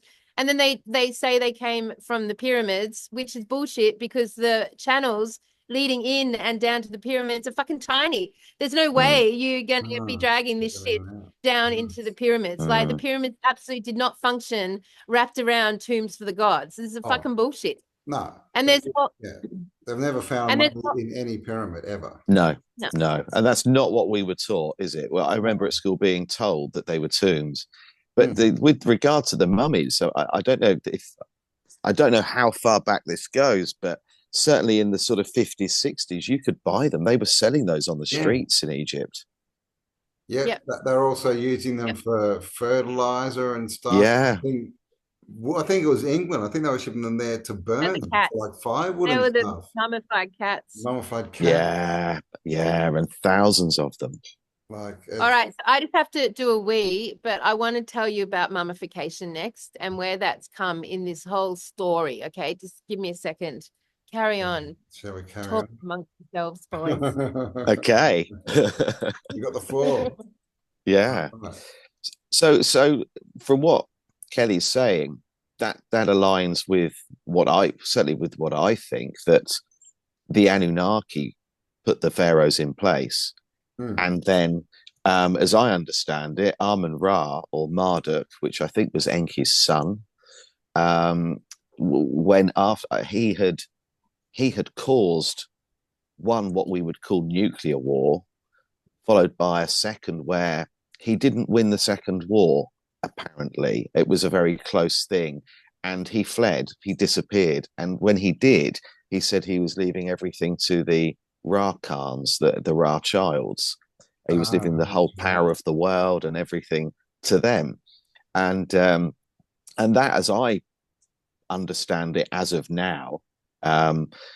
So, by saying that, what I mean is, I'm always willing to take on board the fact that I'm wrong or there's some better information. That is where the start of the Rothschild family came from. And then you have the 13 bloodline families that are all related. It makes sense, right? The children of Ra, the Ra childs. Yeah. And there was that whole story of they were called the children of Ra, wasn't it? Like one of the tribes that he went out and did something to. So, I mean, it's interesting that Egypt is we get told that's the oldest thing, right? Well, the oldest culture, but it just kind of, apart from Sumeria, I guess that's the cradle of civilization. But then we hit Egypt and it's already built and has a full culture. And like, it's not like we start at the start, it's like, Sumeria, they learned farming and they started, and then Egypt, pyramids and gigantic structures and gold. And so Egypt's a big part of it, I think. And that story about the Anunnaki or, whichever, but there's so many and they're basically all the same story. They are. Yeah, all different cultures. I think even Native Americans and all over the world, they tell the same tale, but some say they came from the water, some say they came from the sky. And underground, right? I think a lot of Native American ones say they come from underground. Is it grandmother spider or something? Or the spider, the spider grandmother, I think they called her, something like that. Yeah, and then some call them the ant people, don't they? The ant people that they filtered with after like deluges. Yeah, the ant people appeared and showed them once again how to have a civilization. Yeah. And then South America has it, which is a bearded white dude, basically like Veracocha or one of those kind of, there's a few different words, but there's always this story of, as well as like some kind of cataclysm or war or who knows what. Yeah. And someone else comes in and helps to rebuild. Yeah. So it's an interesting one, but I mean, I think what we do know is we don't know how to use our brains, right? No, we don't. We just we really don't. Who doesn't really know who we are, and they kind of say we've been here for hundreds of thousands of years, but we don't seem to be advanced enough for that, in my thinking, right? We're still just confused. Yeah. We don't know, we don't know what to eat. We don't know what we're, supposed to be doing. We don't know how to think properly. Much. Do you think that that's indoctrination from birth? Really, the programming we're subjected to through TV, schooling, that is why we are like we are. That we, as Kelly said earlier, we sort of die in our infancy. Really, it's definitely why we're not more advanced, because we're told not to think for ourselves, and if we do, you think for yourself in school, you're called stupid.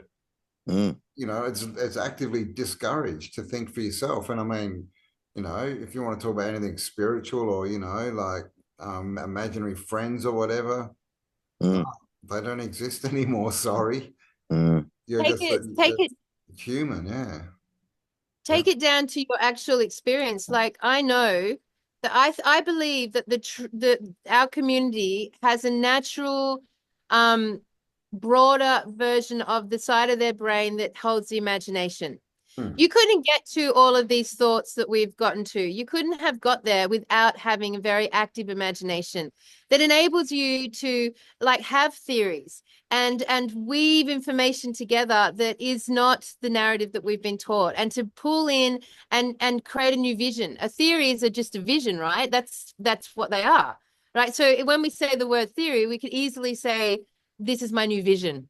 Right. And if you were speaking as a God being, you would actually say, this isn't a theory. This is my new vision. Vision. You Yeah, know, good point. but at school, it's more of a struggle, because I almost failed English at school, which is retarded now. Like, it's unimaginable, but I almost failed art, and which is also unimaginable. And the reason being is that I had this hyper imagination, right? So I was really good at presenting visions, but really bad at following it up with the grammatical presentation of how to present that vision in a format and a formula that would tick all the boxes to get an A in English.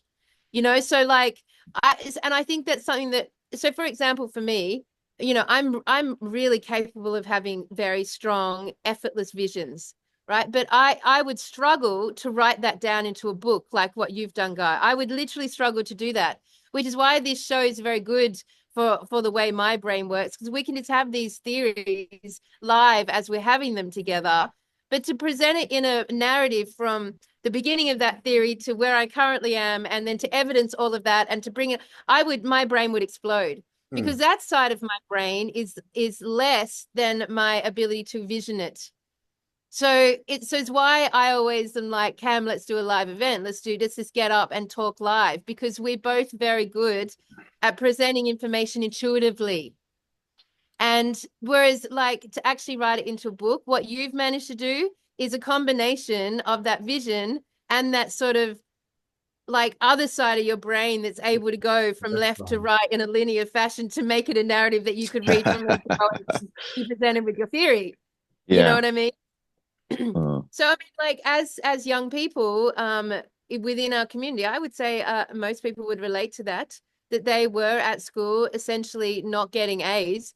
They weren't like, you know, topping the class, even though their imagination made them deeply superior intelligently.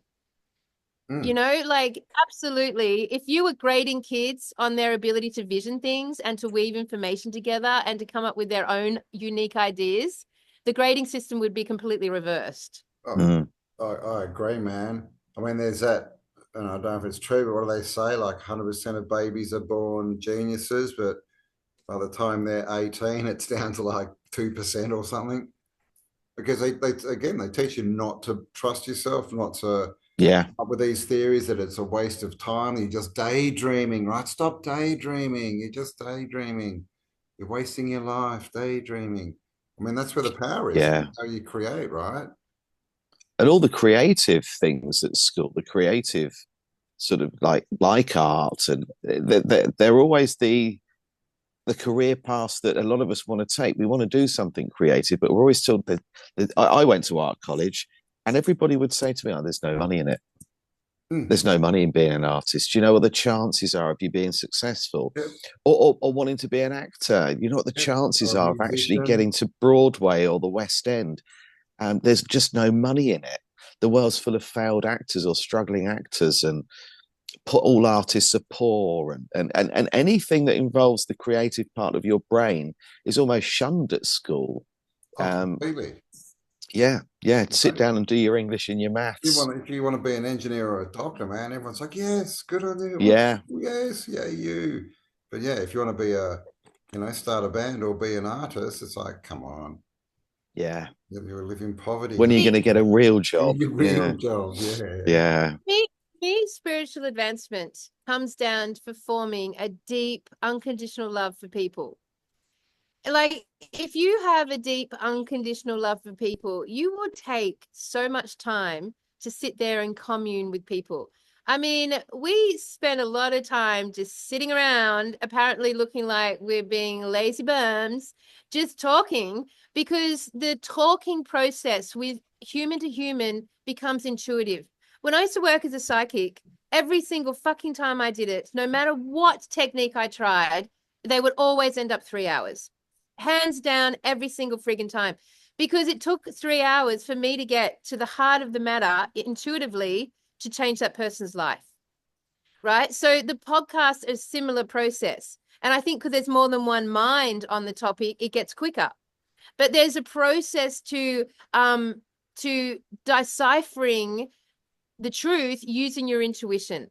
And you've got to speak it out. And you know, there's so much power in speaking it out because you're telling your God this vision. When you speak things out loud, you're literally the mirror reflecting it back to your God. And so podcasts are so great for that because as the three of us speak it out, we're literally speaking it to our God. And so our God can hear it. And we've got command in it because we're not sitting here thinking, oh, I don't know if I'm right here. I don't know if this is right. We're not double questioning ourselves. We're in the conversation of intuitive commune. So in order to advance yourself spiritually, you need to give time and develop a deep love for conversation with people, because it inspires and enhances your own intuition, which leads you through the gateway of your own imagination. And at the heart of your imagination is your God. The God that wants to use this brain of yours to envision a different reality. So we've lost Campbell to Sherlock there. Oh, really? Campbell, come on, I'm come still back. here. Yep. This is my dog. Oh God, Guy, Sherlock. this is my big bullfed Oh, dog. Yes, this is a little puppy, 12 months old puppy. wow. He's- Oh, He loves Campbell. he Anyway, likes climbing as well, doesn't he? he's more like, yeah, he's anyway, so we've got this idea of what is spiritual advancement. And when you go back to the original idea of the pharaohs giving knowledge to the humans that had been upgraded to serve them, and that the original pharaohs were about initiation and deep love and compassion. Like if we take that to now, like the advancement that we individually are going to achieve is by starting with the premise of communicating and loving human beings, people, to really get into that deep compassion and love for people will start to enhance your spiritual advancement, because through that you get a more advanced bringing together of the two sides of your brain. Because what would bring those two sides together? Would it not be deep love and compassion? Would they not be the bridge to bring intellect and emotions together? I can't see any other pathway that would represent that apart from love and compassion. Can you guys think of any other bridge that would be possible to bring your intellect and emotions together as a whole thought? Compassion. I think it is. I think it is compassion, isn't it? Because that does encompass love, doesn't it? But I think it's compassion. Yeah. And it's conversation, right? Because actually communicating, especially, you know, face to face with someone else, that's when you feel the like compassion. You start to understand people, and you do get stories, and you've got to integrate that with your feelings about it and all this kind of stuff. And that's exactly what they're trying to stop, right? Interaction with the whole TikTok thing that got, you know, resolved, but censorship and all this, we're not allowed to have proper, deep, true conversations. No. They don't want us doing that. That's what they seem to fear most. Yeah. Social distancing. The social distancing, exactly. Yeah. Think, yeah. When you're in a state of compassion, what are you not in a state of? Like when you're in a state of compassion, you are not being power. You're not in a power hungry position, are you? You're not a warring position. You're not in a dominating position. You're not in a like serve me position. In a state of compassion, you're in service. In service. In a deep state of compassion, you're in service to all living beings, really. In a deep state of compassion, you don't have conflict. You don't have competing sides or competing agendas. It like rises you above all of that. And when you rise above all of that, you're starting to bring the brains together, right? You're starting to bring that together. The integration, yeah, I agree. And that's what, again, they've flipped it, right? Like they've got us to give love and compassion to, you know, religions, right? Yeah. like God is love and all this kind of stuff, and all that. You've got to love God, right? You've got to give him all your, and not create a God, but the small g gods. That's what they want, and that again cuts us off from growing spiritually, right? Yeah. So it's the whole thing is definitely to stop us, growing our awareness, right? Yeah. Understanding everything. And like we were saying earlier on, look at who you're giving your love to in that sense, to a warmonger, a psychopath, an entity of sorts that's more than that's more than capable of wiping us out for any particular given reason on any particular day. Why would we be focusing all of that energy, the energy we need to enlighten ourselves? We are actually driving it towards a low vibrational, low energy being of sorts. Well, this is elections, right? We elect parties and people to power. We give them our power. Like vote comes from the word vow. So we're vowing to give them our support, our power, our energy, and then they're all psychos. They want to start wars. They are. And whether it be an economic war or an actual war or whatever, or segregation, like they don't ever do anything that's beneficial to anyone except themselves, right? So all of our good energy and support and all that is going to these evil beings. And interesting how it is that sorry, I was just going to say, interesting how we're giving them power, where of course power and energy, is that what we're doing? Are we giving them our energy? Yes. Yeah, definitely. We're empowering them, right? We elect them between the polls at the polling booth, right? The polls. Yeah. And then we vote them into power. And they take power. Right. And they get that, so they become in charge. Yeah. Right. It's all the language is about this. So literally to be in power or to be powerful, they're taking power from the masses. Yeah. The whole, it's like the worship thing for gods and that, but just at a lower level, I guess. But I think that's completely what they're doing. Yeah. Yeah. We vote them in to take our power. Yeah. But we give them permission because they need permission, right? Yes. Do all this stuff. That's how they do it. And think about what religion does to the human being, right? When you've decided to take a religion, what it actually does, like really subtly, it makes you narcissistic. Because really subtly, you're now seeing yourself as a good ... person, a good Jewish person, or a good Islamic person, or a good Buddhist, or a good Christian. No? And so you're holding up this idea of this moral code, and you're giving to the church, and you're doing all the right things, and you feel sorry and bad for all the people who aren't in your religion and how they're all going to hell. I mean, these are very narcissistic concepts, right? And you reflect yourself now in the eyes of this God. You look to this God to gauge your own reflection. Am I being a good person, a bad person? Do I have to repent for my sins? Do I have to pray for help? Where am I sitting in all of this? And you've got this narcissistic mirror going on, right? It's just really interesting that with that mirror reflection and the narcissistic energetic of our culture, you're reflecting back to yourself basically a separation from human beings. You are separating, by taking on religion, you're separating yourself from humans, from people. And when you separate yourself from people, you can't form deep compassion. You can't form compassion. It blocks compassion because you're already narcissistically judging them as being separate or lower from you. Yeah. You're taking, and it doesn't matter the moral code, because it plays out differently in every religion. If you're, classic, if you're gay, you're going against God, you're less than me, sadly, you're all confused. If you're if you're like an Islamic practitioner, you've missed the point, you should be Christian, you're not getting it.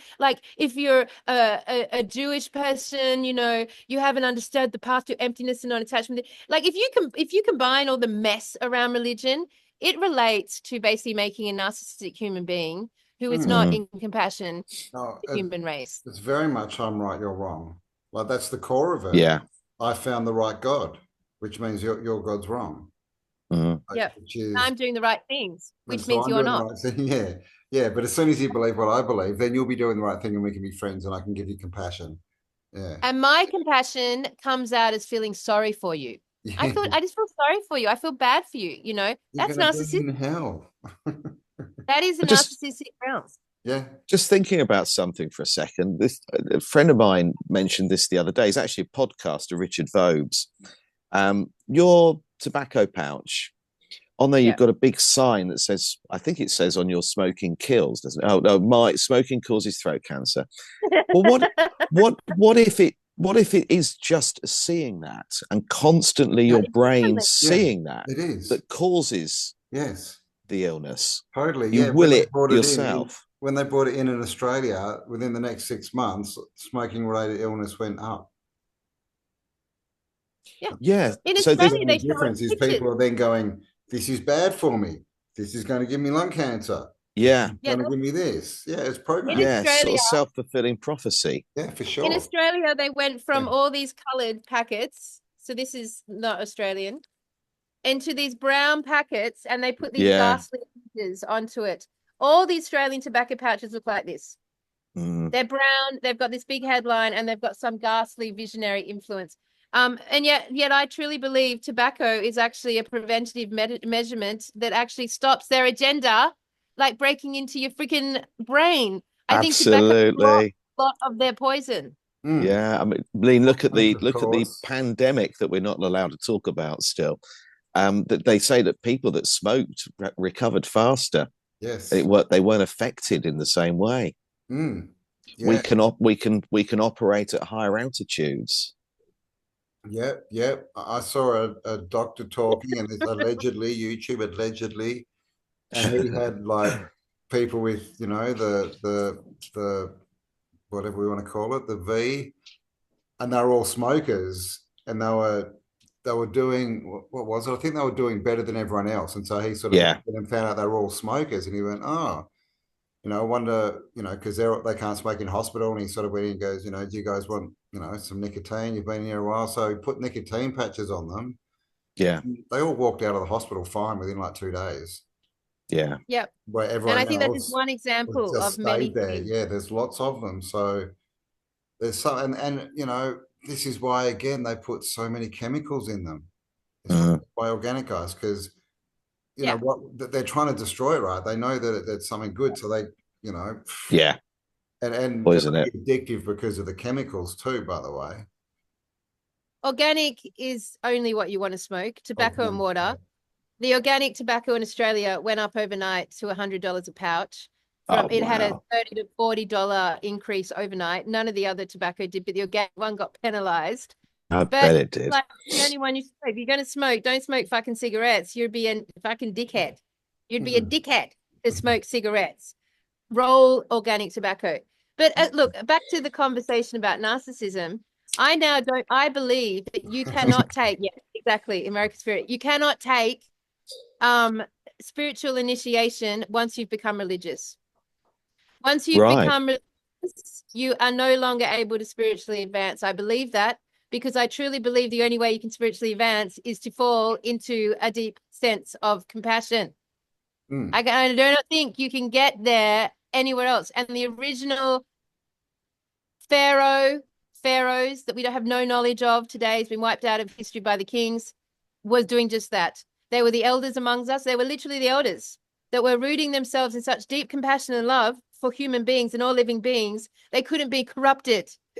They had no interest in the corruptible tools. But if you're in a religion, it's so easy to corrupt you. It's like so easy. By default, you're corrupted by it. God commands you to do this. God told me you need to go and kill your baby, Abraham. So Yeah. Go do it. So this is, yeah, I agree. I mean, the thing is about religion is it makes you judgmental. You've got to judge, right? It's all comes from judging. You judge that that's the right religion, that that's the right God, that's the right story, that they're the right church, whatever. But as soon as you judge something as right or wrong, you can't learn anything more in that field, right? Because you know the answer.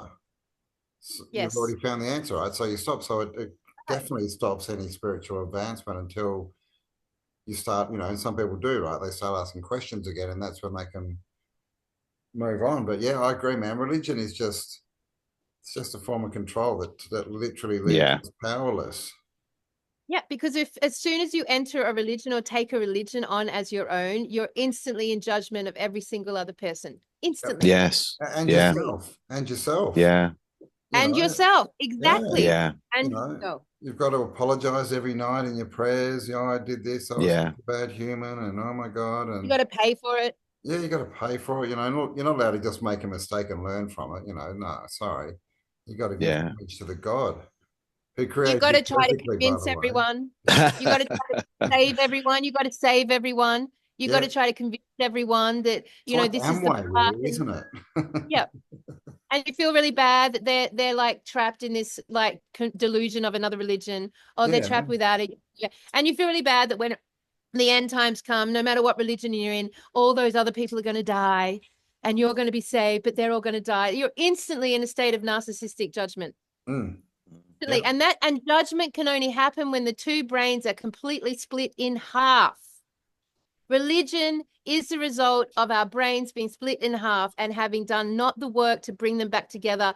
The only way you can get there is through a state of compassion, which is why whenever we get to the like big stadium event, that whole event is geared towards bringing the audience on a journey to get them to the highest state of compassion. If we were to define it even clearer, we want an event where we can bring together the two sides of the human brain in a moment, in a big enough group, that we emanate a keynote, a frequency of compassion for all living beings. That is something that hardly gets touched on in our current state of affairs. Yeah. Some people say that's what this reset is about, don't they? They say that this reset isn't, I'm hoping the end of New World Order. And if we follow the religious train of thought that this is it, we are in Satan's, short season, and he has a 250-year season to, wreak havoc, that's over any minute now. So is the reset actually a shift in enlightenment and a raising of vibration and frequency? Is that what this is about? Is that what is going to happen as we come out of this? Are we going to rise? Yeah. I think what's going to happen is there's going to be fucking the disclosure side of things, the breaking down of the grid, so to speak, of the power grid is going to push, and it will come at the hands of really stressful events. So one thing Ramtha would always say to his audience is that this is a school based on stress, that stress is what causes evolution, that you need to be in a state of stress in order to evolve quickly. And we have spent our lives avoiding stress at all levels. Like we try very hard, comfortable enough to avoid the stress, to get rid of the stress. But stress is actually what creates it. So if we are in a chaotic time on this realm, which I think is what every reset is, where stress happens in great ways, like massive natural disasters, massive situations in your everyday life that causes a great deal of unexpected and not know how to cope with stress, then you're in a state where you would naturally be able to form a new level of compassion.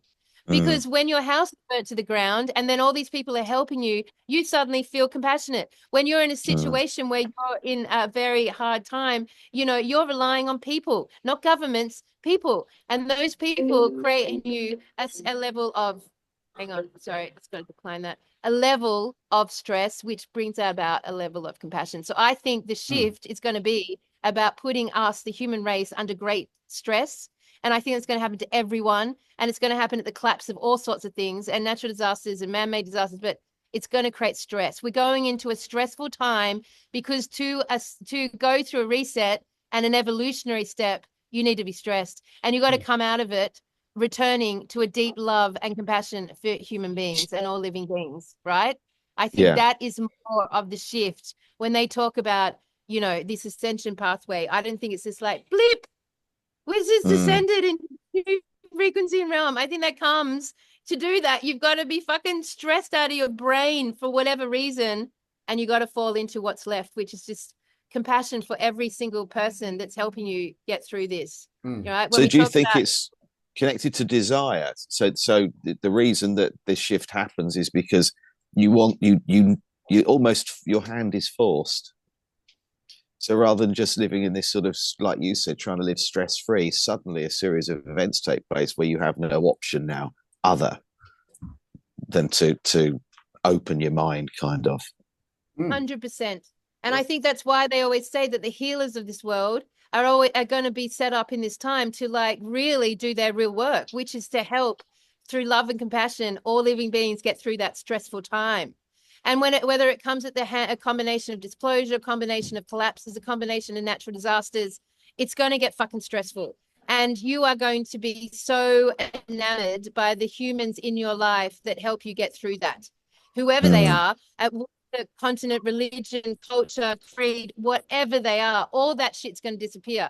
Because if you're in a great sense of duress and stress and you've got people helping you get through that, you're going to just be in love with people again. Yes, right? that's true. So true. Yeah. Yeah. And that's going to be what creates a shift in the frequency band. It's why all resets come with massive stress, massive stress points. Collapse comes with stress. So like if I was to advise anyone listening to this, the work that you should be doing right now is to precede all of that and start doing whatever techniques and practices you can bring into your life to increase and harness your state of compassion for living beings. Like really start to work on that and connect that with your vision, your theories, connect the theories with compassion. And if you start doing that work now, you'll be so much better, well equipped to deal with what's unfolding in front of our eyes as we go through this reset, right? Totally. I totally agree with that. Yeah. I mean, because otherwise, what are you going to do? Like, one of the choices to blame, which, you know, it's not my fault. Why do they do this to me?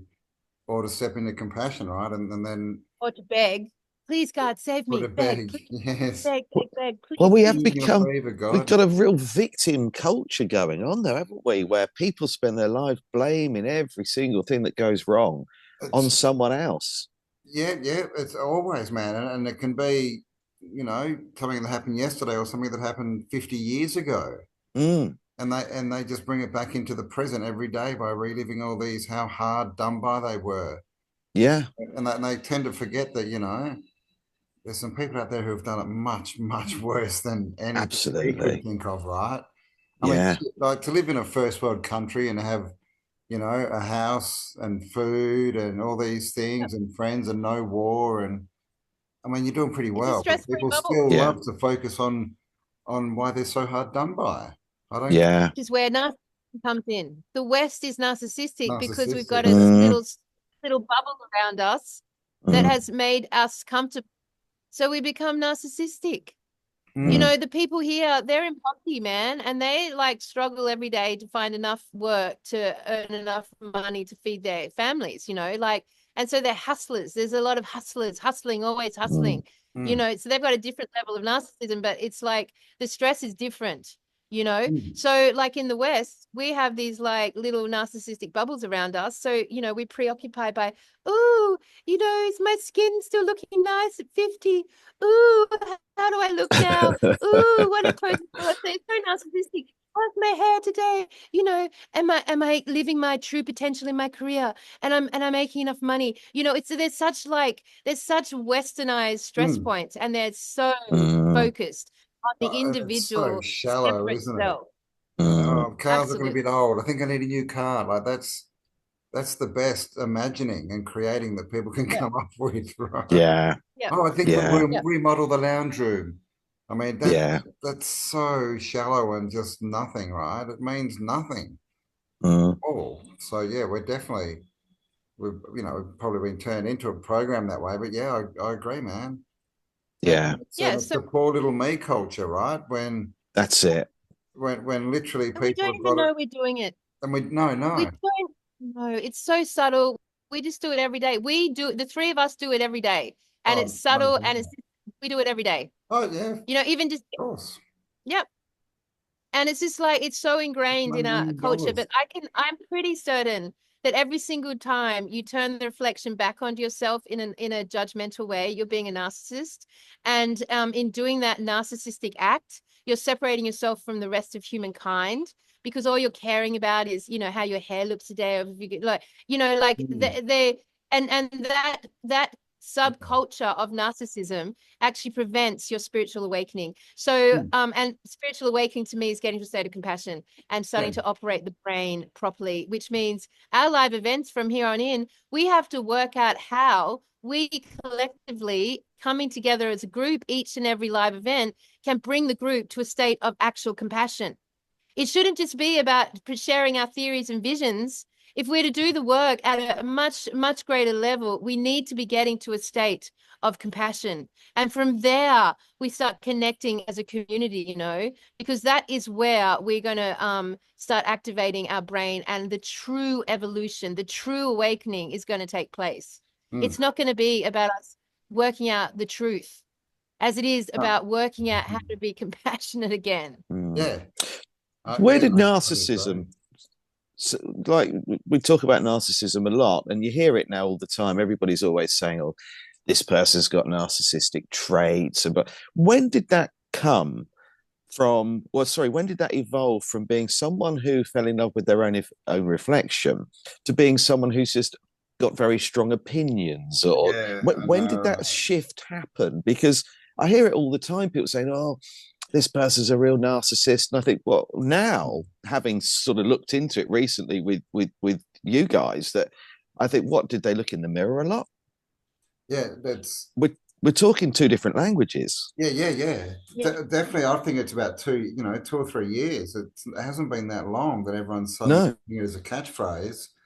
But like you say, it's people basically saying, oh, this person doesn't believe exactly what I believe, so they're a narcissist. Yes, that's I get called it all the time. In a nutshell, yeah. I get called it a lot. And I think from my perspective, it's because I speak with I've heard such people calling you that. voice. Yeah. I haven't really. I definitely do. And it's because I think that my natural disposition is commanding versus pleasing and begging. Like, I just have a natural command in my voice. And it really does drive people mental, because the opposite is to beg, is to somehow beg for permission, right? So it's just a shift in the way that we're communicating. When you command, the people who are begging suddenly realize that they're beggars. That's what they don't like. Yeah. And maybe what they're hearing is passion. Of course it is. That's all it is. But people love to judge and don't like, don't they just? Tall poppy syndrome in Australia. Like, you can't get further ahead of me, or else that means that I'm worse. And it's this whole thing of, if someone's better than me, that makes me worse. But that's not how it works, right? That's just self-reflection and narcissism, really, right? That's narcissism. That's looking at yourself and to a negative aspect of it. Guys, the cleaners arrived.